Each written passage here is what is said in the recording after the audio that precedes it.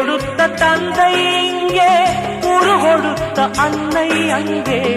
இன்ப துன்பம் எது வந்தாலும் பங்கு கொள்ளும் சொந்தம் எங்கே? தாலாட்ட அன்னை உண்டு, சீராட்ட தந்தை உண்டு. இன்ப துன்பம் எது வந்தாலும் பங்கு கொள்ள நண்பன் உண்டு.